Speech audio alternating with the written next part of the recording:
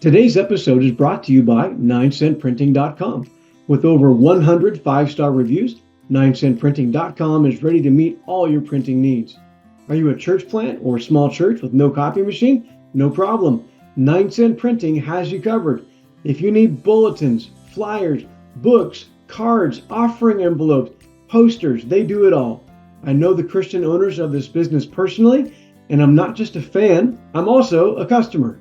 Fast, nationwide shipping, affordable, professional, wow printing at wow prices. Check them out at 9centprinting.com.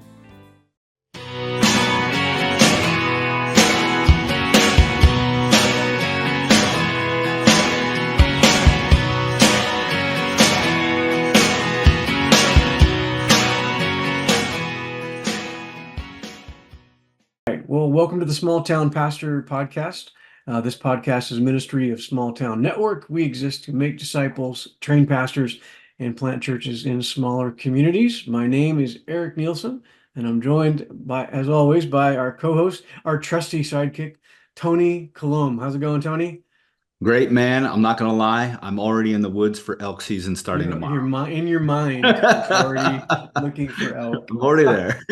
So, Well, I just had a knee surgery, so in my mind, I'm not doing any hunting for quite a while. So, yeah. we're joined today by my good friend Ben Williams. How's it going, Ben? Hi guys, good. Glad to be here. Good, man. Good to see you.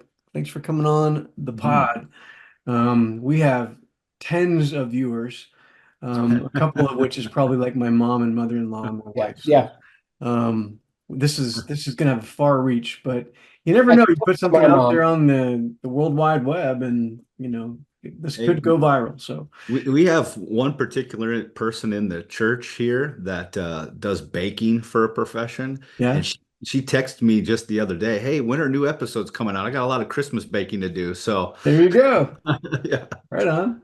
Yeah, it's actually kind of fun. Like I've got people in my church who listen to it. Pastors subscribe. People that have been on the pod listen to the pod. So it's working, and Mhm. it's kind of something we're doing for fun. So, Yeah. anyways, so hey Ben, so we just talked about off screen a little bit. The format we usually do is kind of have each guest do like a part one, part two. And so we're going to start off by just talking. Let me actually have you introduce yourself. Tell us about your family, how long you've been in ministry, et cetera, and then we'll kind of get into your story, your background story. Sure. My name is Ben Williams. I am the pastor at Canyon Springs Christian Church in Middleton, Idaho. Melissa and I have been married for 30 years. We just celebrated that last summer. It's pretty awesome. Congratulations. Thank you. She's always been my partner in ministry. We have raised 5 kids to adult age. I don't know if that makes them adult or not, but it means we're no longer legally responsible for some things. Okay. So we survived that as well. So yeah, I've been in ministry literally all my life, but graduated from Bible college and went into full-time ministry just about 30 years ago. So between 25 and 30. And I've been a pastor in a local church, and I did some time in campus ministry, but I also spent 20 years as a Bible college professor. And now I'm back in the saddle preaching every week, and Bible college is my part-time gig now. So You joined the rebellion, you left the empire. Ben and I are like our birthdays are like what is it like 7 days, I think. Yeah, we're like born. Wow. It's the same year, right? 74? Yeah. Oh yeah. Yeah, like we're the same age. Our birthdays are like amazing. a week apart. We both have been just had celebrated 30 years of marriage. Like you're like Same haircut. yeah, like Same you're like haircut. my bizarro world twin or whatever. Yeah. From the Yeah. other side. Eric, Boys. you got a little ways to go, Eric, on the beard though. Yeah, I don't know if I got the chops for the Old Testament beard. I might have to. But have you even tried? I have. There's some pictures of me, but it honestly it kind of drives me a little crazy because it's all scratchy and stuff. So anyways, I digress. Yeah. Well, Ben, so tell us about kind of like your like start in the faith. I kind of know it, but I'm trying not to bury the lead here. So how did you grow up in a Christian home? What was your pathway to become a disciple of Jesus? Mm. Yeah, I grew up in a Christian home. I'm the youngest of four kids. My dad was a pastor, and of the age and generation that would not call himself a pastor. Right. He was the preacher or maybe the evangelist, but a very strict Christian household, and made my own decisions partially by watching my older brother. My brother's 7 years older than me, but I watched him follow Jesus, and I watched him leave home and join the army and go to Germany, and he didn't drink. And I just thought that was normal for an 18-year-old when they left high school to follow Jesus with every aspect of their life, even if Wow. they stood out. And that had a big impact on me. And camp also had a huge impact on Mm. me. We had a great church, great Bible teaching church, and a lot of just faithful people in this little bitty community, in this little bitty church. But camp had a huge impact because that's where I saw, hey, this is real for some people. And I committed my life to Christ when I was 12. I really wanted to when I was 9, but just kept dragging my feet on some things. But from 12 on, I was all in. And of course, I've had my own journeys with sin along the way as well. But yeah, that was my path. And then I went straight into Bible college to become a preacher and did the Bible college thing, got married after my wife's freshman year of Bible college, and we dove straight into ministry. I was preaching when we were in college and went from there to a church and, just had this lifelong plan. Of course, they fired me 3 years later, and that altered my plan. Uh, Well, don't go too far ahead. yeah, So you became a disciple of Jesus. Basically, you were brought up to be a disciple of Jesus, yes, and yeah, it took hold. I love that story about your older brother. That's Mm. awesome. I mean, truly, yeah. like I feel like I want to share that. I'm speaking at youth group next week, and I'm like, I want to share that, like, hey, even as young people, we're making disciples without even knowing it, right? Like we're influencing people, and Hmm. that's awesome that your older brother had that kind of influence on you. Oh, 100%. When he was in Germany, and this is in the 80s. Okay, we had no internet, we had no email, Right. but he would mail me tapes of Christian music Really? Wow. That's that he would buy whenever he'd be in some city that had a Christian music store, and I would get stuff from him, or the copies from the dual cassette decks. And that had a great impact on me following Jesus because my cool older brother did it. So So quick side note, like Ben and I are hunting deer a couple of years ago, and he's like, let's put on some music. It was kind of that point in the hunt, like where we hiked our legs off, and yeah, we resorted to road hunting. So yes, like, yes. let's put on some music. And what is loaded in his truck in the CD player? Rich Mullins, Rich Mullins. right? Like Yep. that vintage right there. That's my guy. Yep. Yep.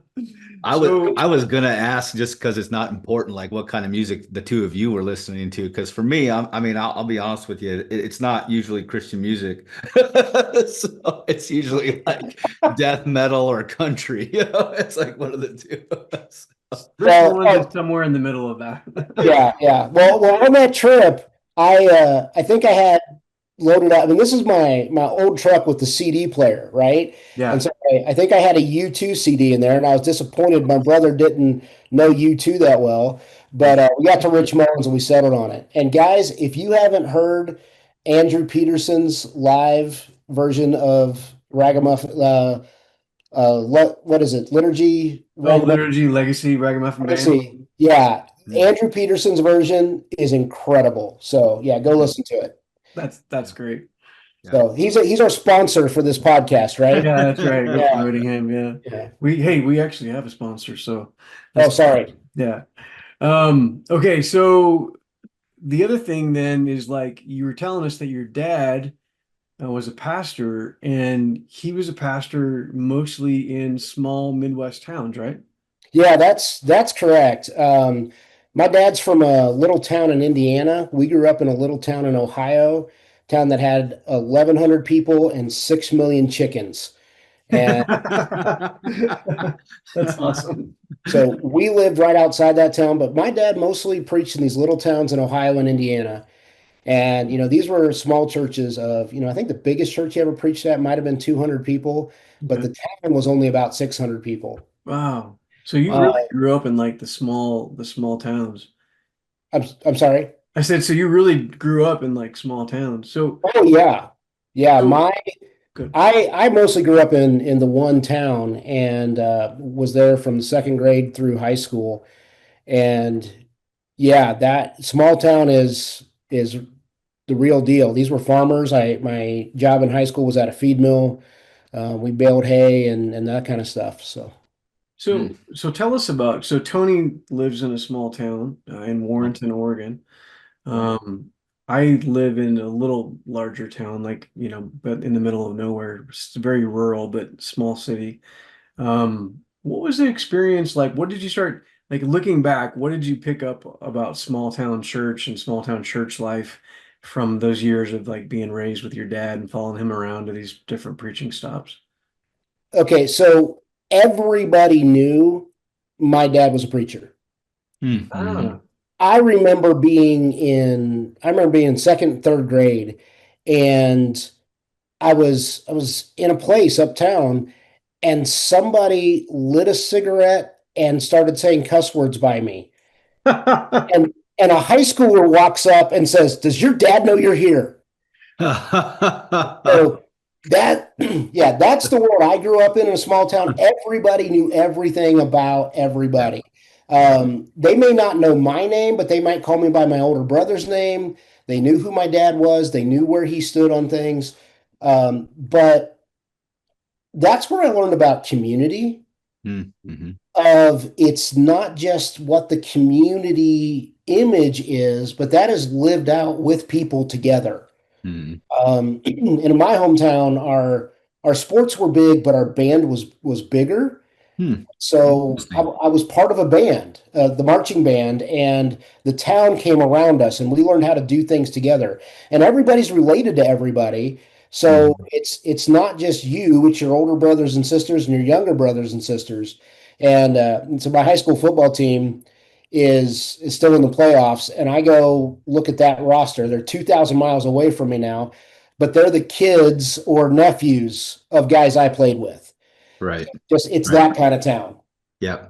Yeah, there's the pros and cons, right? To Yep. every type of size community you might find yourself in. It's Yep. like on one hand, you like you said, you're standing by somebody smoking a cigarette, and what are you doing here? It feels Yep. like people are up in your business. Yeah. At the same time, like for me, being in my hometown, preaching at my home church, a town of 6,000 people now, and that's doubled basically Yeah. since Yeah. I was graduated from high school, and there are kids playing football that are the sons of kids, guys I went to school with and played Yeah. with, so Yep.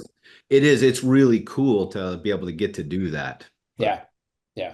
So give us like you kind of alluded to some, but I'd love you to flesh it out for us. Give us some of like the pros and the cons, right? Like even in that like, that scenario like where someone like saw you and said, felt authorized to say something to you.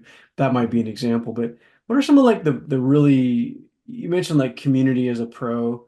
Maybe dig into that a little bit and then like what's the con of like living in these tiny towns where everyone kind of knows who you are and who your family is and stuff like that. Yeah. So both of those are opposite sides of the same coin Right. because those people who were even calling that out, they were looking out for what I valued mm, and that continued all the way through high school. mm, Uh, I remember being in high school and showing up at a party where, and this day and age, all the parties were outside and it was wait till the beer shows up.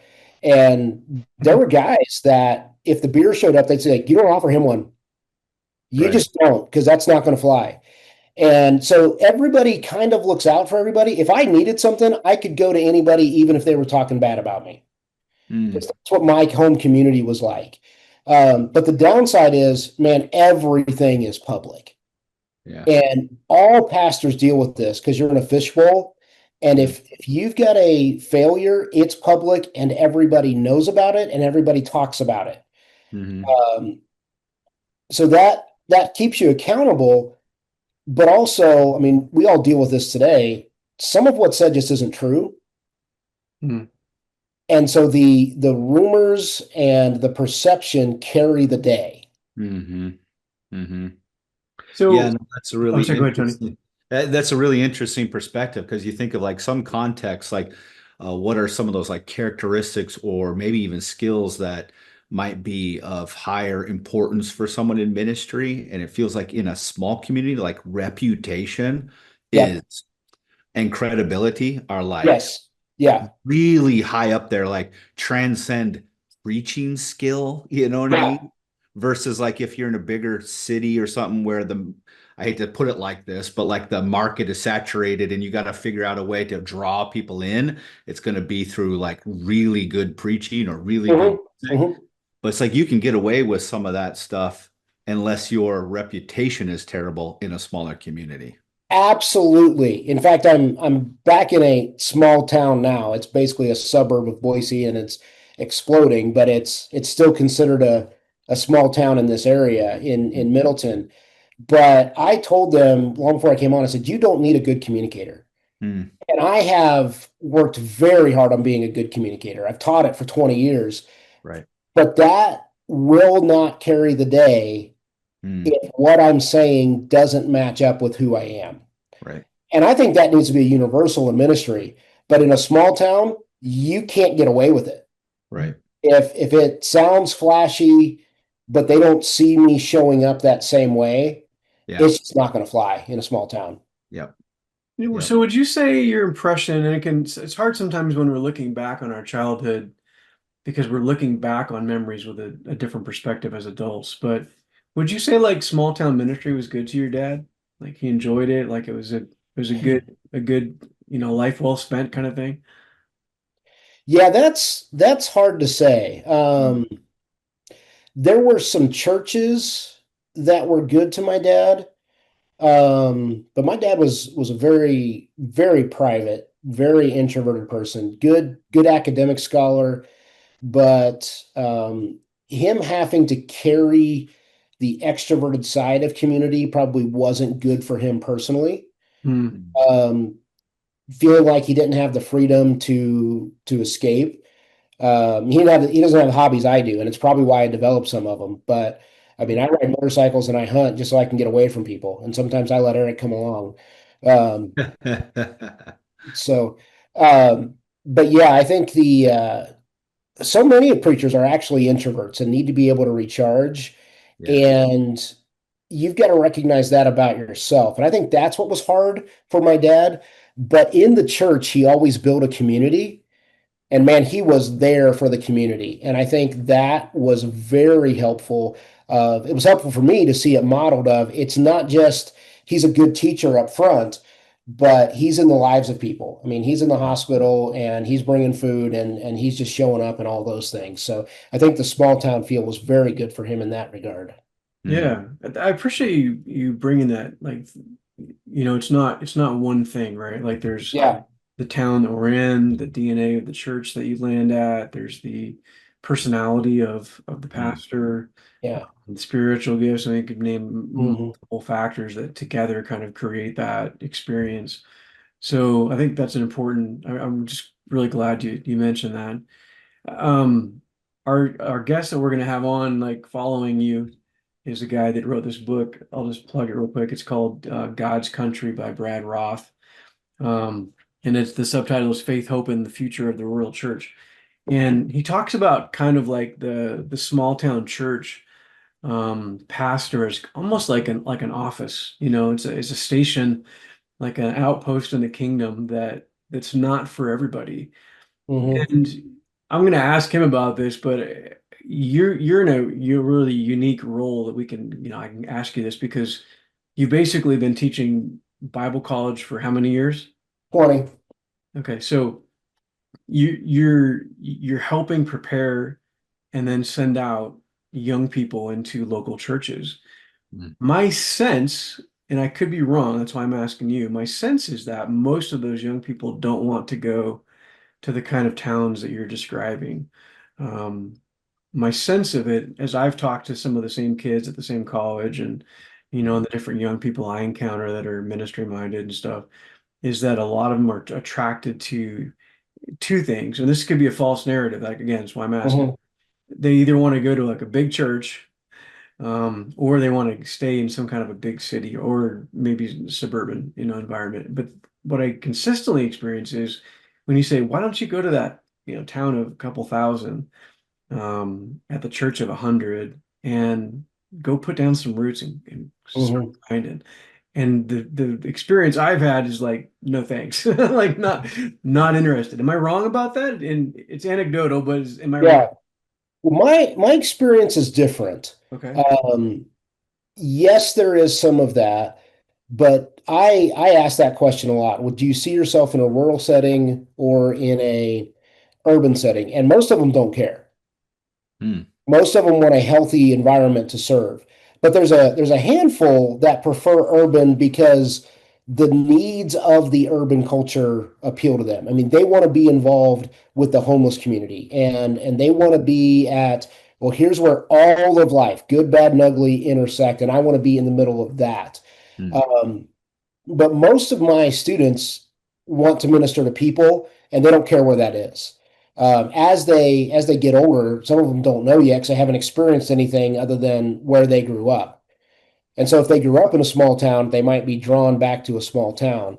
In Idaho, Boise's a major city, but it feels more like a small town, so it's a little easier to get them out in those settings. The Hmm. big factor I'm seeing is, I went to Bible college and I wanted to go straight into a church, and I wasn't afraid to take a lead role. Most of them don't want the lead role. Hmm. They want somebody else to have the responsibility Right. and they want to be able to get after it with some protection. And so Right. that old reputation of the small church chewing you up and spitting you out still exists. And I don't know where they got it, but that reputation is still there. If they heard it from somebody or they're just afraid of what's that look like, or often a parent will get to them, they're 23, just got married, and they say, "Hey, I want to go take this church."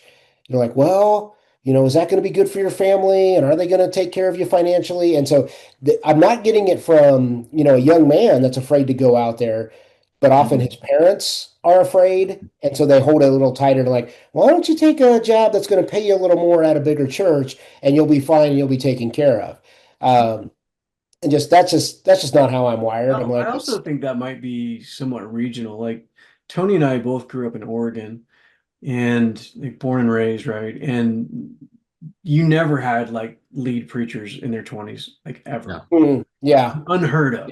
yeah, But we both went to Ozark Christian College. yeah, And by the time I graduated at 22 or 3, I had 2.5 years of every Sunday morning yeah, preaching yeah, because the volume of churches is so high yeah, in the Yep. Bible Belt that they just need preachers. And like, so, yeah. like, oh, you're a sophomore in Bible college and you're 20 and don't know anything. We'll take you. Come on We'll out. take you. Yeah, Yeah. yeah.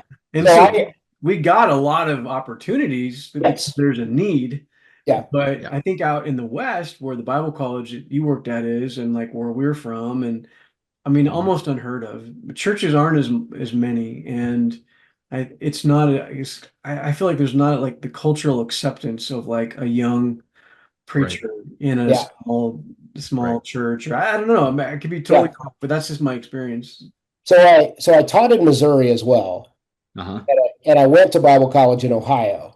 And Uh-huh. so, yeah, my experience was the same. I mean, by the time you're a sophomore in Bible college, it's pick a church Right. because there are tons of these little churches in little towns for you to cut your teeth. I'm sorry to say it that way. It's ministry, but it was also viewed as, okay, get some experience so that you can get a church someday, Hmm. uh, which is also a false dichotomy. But I'm going to say that the Yeah. culture I just described for the young people hasn't changed in 20 years and hasn't changed regionally. So Hmm. those are the kind of students I saw in Ohio and Missouri and in Boise, Idaho over the last 20 years. But what I'm seeing in the West is there are more of these small churches in rural towns who Hmm. are more willing to take a chance on a younger person. Hmm. And I think we're going to see and need to see many more of those. A year or two ago, every graduate I had as a preaching major had 5 offers. Wow. And some of them turned down some really good church offers so they Hmm. could be close to family. or so they could be Interesting. urban versus rural and that kind of thing. But in the West, in Oregon especially, the churches are in great need, and so they're coming after some quality future ministers, Hmm. and they're coming after them well with some mentorship and with some financial support and those things. But I think that fear of the next step in my early 20s is still holding a lot of those guys back. I haven't had 5 job offers in my life. Sure. So That's why I had to be it's that's all the why I had to time. be a planter. Nobody wanted me. Yeah, yeah. Oh man, that's Right, funny. right.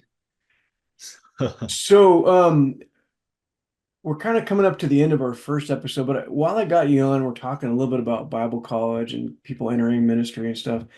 Can you kind of, most of the people that listen to our podcast are, restoration people. Uh, Mhm. can you kind of comment on just kind of your sense of things like in the restoration movement, Bible college? I'm not looking for any dirt or anything, just broadly like talk about how Mm, are things going? What do you see the future being for our Bible colleges? Is there like a shift coming in the way that we mm. approach all this? What kind of insights would you have about the Bible college deal? Bible college more than restoration movement specifically. Yeah, probably that's probably your wheelhouse, but if you want to speak, more Yeah, broadly, that's fine. yeah, I could talk about the other, but here's my sense. The need for Bible college is bigger than ever. Mm, But every Bible college I know is struggling mhm, if they're focusing on ministry. mm, And even those who've changed their focus, a lot of those have closed. There are way fewer Bible colleges. They all have less students and they all have dramatically less students in ministry. But I would argue it's more needed than ever. Now, again, my experience is a bit unique, but I grew up in a Bible teaching church. right. And the students I'm getting, that is not the case by and large. They simply do not know Bible.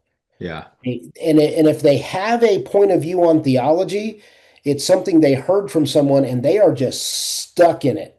Hmm. Right. And whatever it is, okay, but it's very shallow, but they're stuck in it. And Mm, so the need for I need to spend time getting to know the Bible, getting to know Jesus, being discipled that way, I think is bigger than ever. And mm, there are lots of models out there.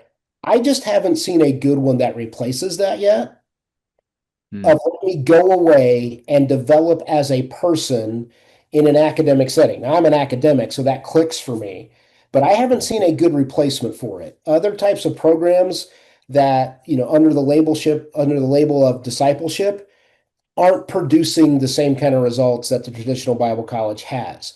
But the Bible college is suffering from low numbers, tough to raise money, tough to operate in the 21st century, yeah. on the kind of budget you need in the 21st century to walk an 18-year-old through 4 years of discipleship and academics. So it's a tough time to be in Bible college. Um, I didn't step back from that area because it's tough. I stepped back because I was called back into the church. But I Mm, still believe in it, and I think we need more of it, not less. And I like that there's other models. My son-in-law is doing an online Bible college just because he made the decision he can't leave his job to do this. He would be better off in a residential program. He just would. And we've had that conversation a number of times. So I'd love to see the churches continue to get behind Bible college and especially parents and mentors in the lives of young people say, no, we're going to help you do this, but go commit to this for 4 years because I think the staying power is different. I mean, we all went to Bible college and mhm, we've all done our own training in addition to that and figured out ways to make things work. mm, But I think it affected us mhm. in positive ways. So, Yeah, for sure. One of the Absolutely. things I read a report. I was actually talking over with Scott Lerwick, the president of BBC. It's a couple years old now, but it was from the Christian Standard magazine, and Bob Russell did a report that said, 70% of the kids that graduate Bible college are no longer in ministry after 10 years after yeah, graduation, which is yeah, about the time, that's about the age, that's about 30, right? That's about the age where most people that, men that are going to become lead pastors would start becoming lead pastors. yeah. So it's one of those things where it's like I kind of find myself in agreement with you. It's not the what that we're debating, the what we're trying to do, prepare people, theological training and ministry training and prepare for a life of serving the local church. I'm all in on that. But it feels like the how is where we're kind of stuck. Like maybe we have to draw it up different to get more people the opportunity to train for ministry and maybe in less conventional settings like your son-in-law that's doing it online or us doing it in local church. It feels like my old mentor Bill Putman used to always say, when you find something wrong with the church, at some point the answer is always discipleship.